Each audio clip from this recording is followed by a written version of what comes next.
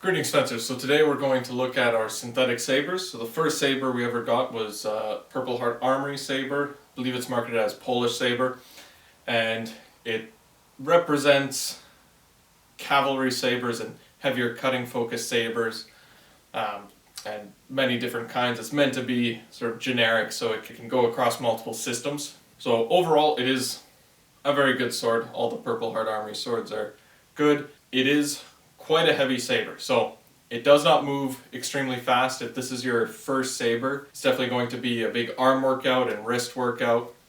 And overall, if you're just using the arm and lunging from British military saber, it's going to be a lot of strain on the wrist. It's quite a heavy saber that takes a lot of effort to move, and that's because it's meant to simulate a heavier cutting focus saber on a horse or something that can use hip rotation instead of the lunge and arm. For that, it does represent what it is. You just need to make sure that this is what you're wanting to get, that this is the system that you're wanting to follow, because it in general is just too heavy and slow for what a lot of people here are wanting to practice. So make sure you know what system you're getting.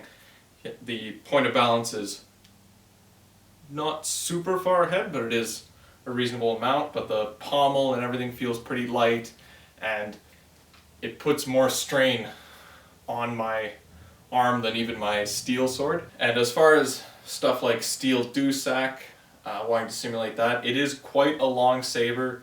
I think most steel dewsacks would more end around here, so it's a little bit long for that, but it is good at representing the sabers that it's meant to represent. One of the other sabers that we have is the Black Fencer. We only have one of these, and it is essentially the opposite. So it is very light and moves extremely easily, so someone starting off is going to have a very easy time practicing their system with something like this, especially if it's more of an infantry focused system, and it moves quite quickly. Point of balance is a touch closer, but not really by much. It's roughly the same, but the pommel and everything is a little bit bigger, and the fuller is significantly deeper, resulting in it being, at least feeling, significantly lighter. Now the downside of this is if you're fighting heavier weapons such as longsword, this saber does not impact a longsword.